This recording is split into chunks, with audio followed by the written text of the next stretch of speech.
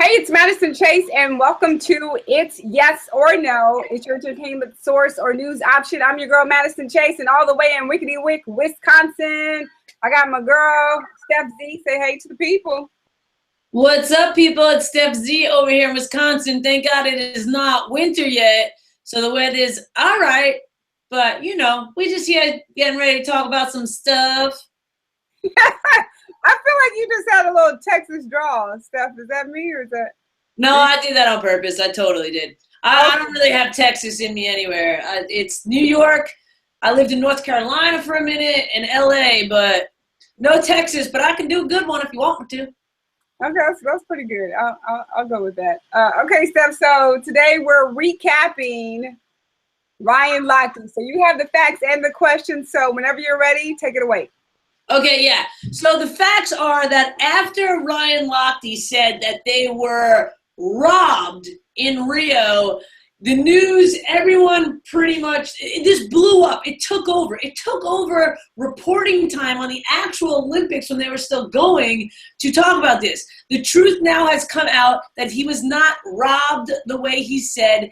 Yes, there was a gun involved because a security guard had a gun. There was a language barrier. They couldn't understand what was happening.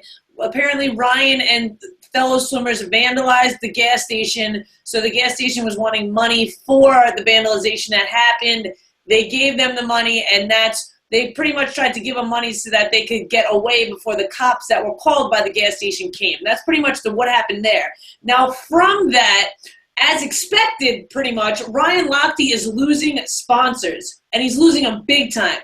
Okay, before you get to that, Steph, I actually watched an interview with Matt Lahr, and he said that Ryan Lochte, actually there was someone that was translating the language for the swimmers, and they knew exactly what was going on because someone actually came and they actually translated everything that was said. So that's really funny because in this article, it says, so Ryan Lochte might still be lying because let me tell you what this says. Okay, it says, so Ryan Lochte's losing sponsors. He's lost Speedo, Ralph Lauren, Gentle Hair Removal, and even Airweave, a Japanese company that makes mattress toppers. They've all left him. Those sponsors together were worth around $1 million a year. So for being a drunk fool in Rio, you just lost $1 million a year. And that's money that he needs to help pay for his training for the 2020 Olympics if they're going to allow him to swim. Now, that hasn't been decided yet, if he's allowed to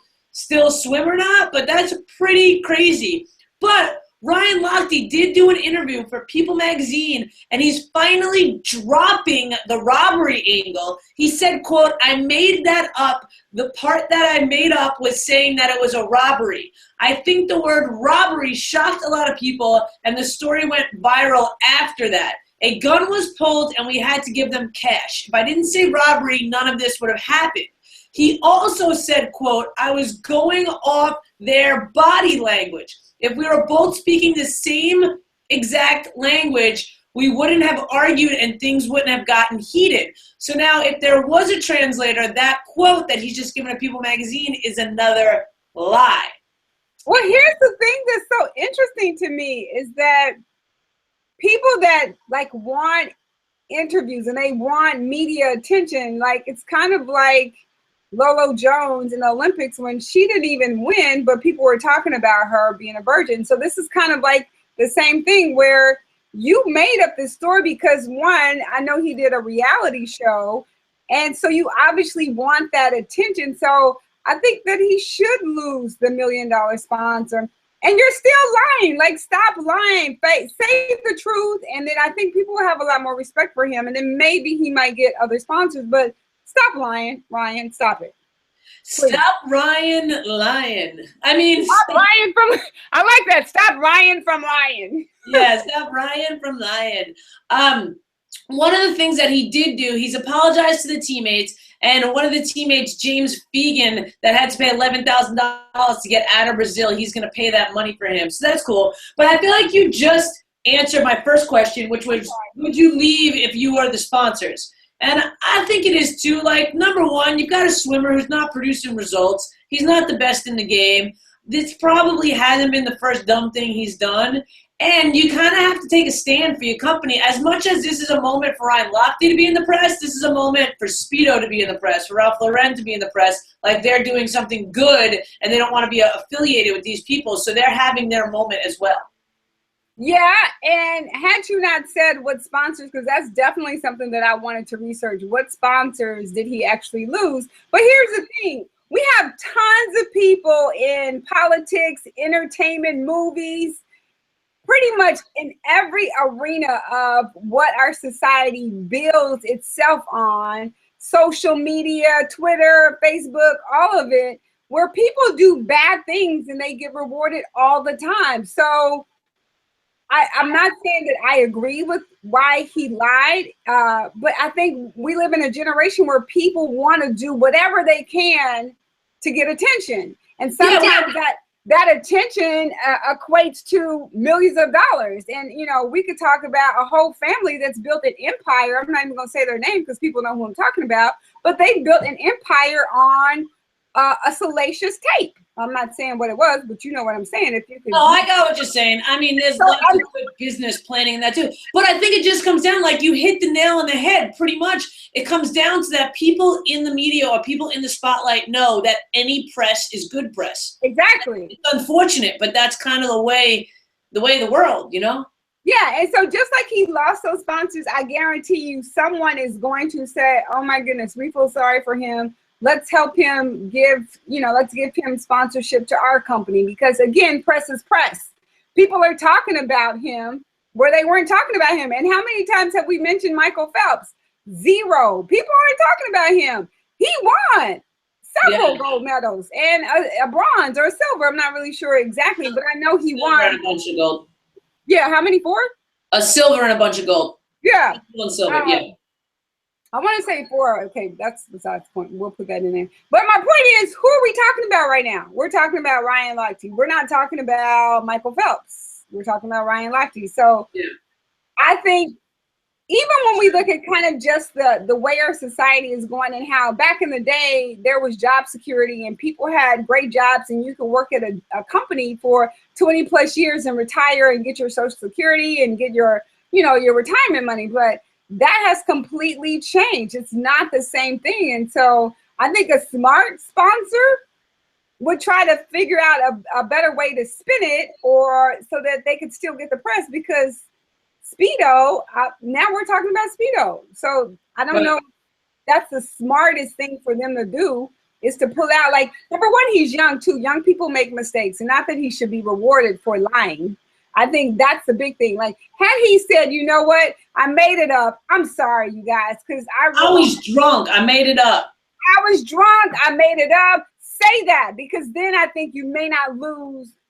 If he has more sponsors that are potentially thinking about dropping out, he may still be able to keep those sponsors if he fesses up. Like, just tell the truth now, because that's also rewarded too. And I think there's a lesson in this for people who are watching, who are saying, I'm thinking about getting in the press, and I'm thinking about doing something negative. So the flip side of it is, if you tell the truth, sometimes you could be rewarded for that.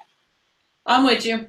All right, question number 2. Do you think at this point in time, after it's come out that he did stretch the truth or whatever, do you think that he should be allowed to compete in the next Olympic Games in 2020?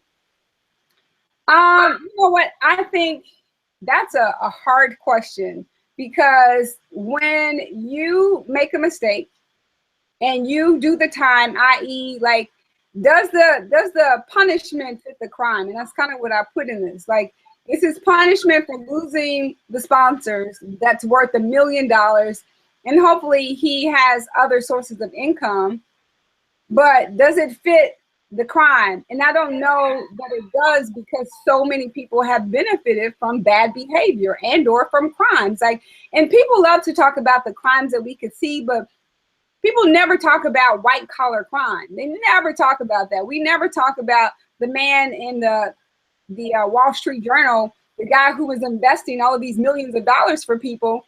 He ended up going to jail, but his crime was just as bad as some crimes that we love to pinpoint and say, well, that's bad behavior.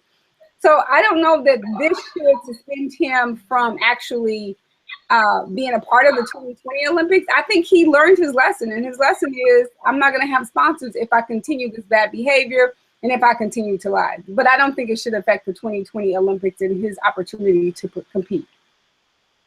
You know, it's funny. You actually made me kind of almost change my mind, because at first I'm sitting here and I'm being like, yeah, but the only reason why he has the opportunity to get these sponsors is because he competes at such a level that our country chooses him to represent us. And if he can't live up to that standard, like, it was embarrassing for our country what he did.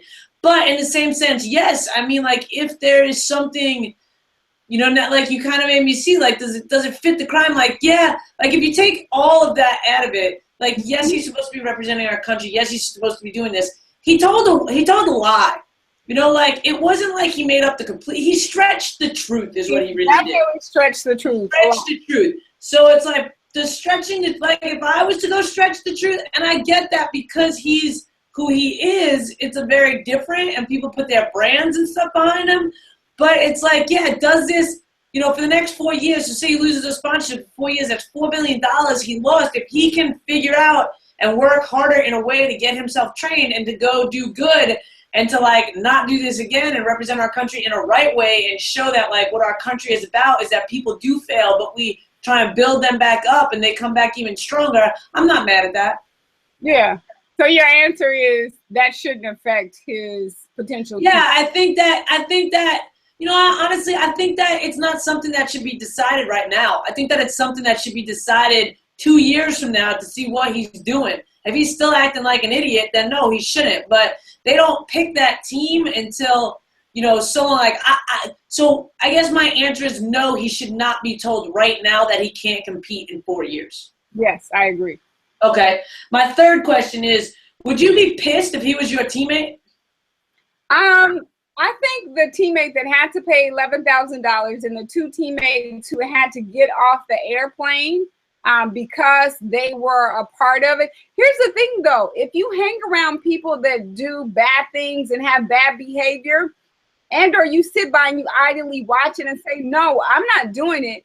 Like, if either one of those two teammates had stood up and said, no, he's lying, you know what I'm saying? Then you're as much to blame for the consequences and the repercussions for those actions because you didn't speak up. Like, even though they're not as, you know, maybe successful or they're not as decorated as Ryan Lochte is or Michael Phelps, they're not as decorated as him. They're still old enough where they could have made a decision and said, you know what, Ryan, I'm not going along with you. Like, we made this up because they were there too. So Right.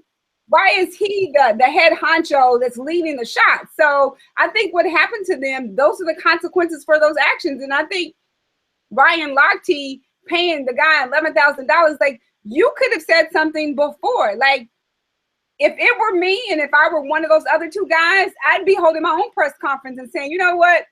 I'm sorry. We lied. We were trying to, you know, get out of a bad situation that turned wrong because we had too much to drink. Blame it on the alcohol, blame it on something, but tell the truth. So I don't think that I would be mad. I'd be mad at myself for still going along with the foolery that's been happening and the fact that one guy is getting the press when there were two other people that were a part of it. And so whatever the consequences are, those are the consequences that happen. You getting pulled off the plane, you getting delayed. So yeah, I don't think they should be mad. I think if anybody, they should be mad at themselves individually because they never stood up and said, I'm going to hold my own press conference and I'm going to tell the truth. No, I kind of agree with you again, Madison. I mean, you know, I would be at first, I think that I'll be pissed about, I'll be pissed opened his mouth.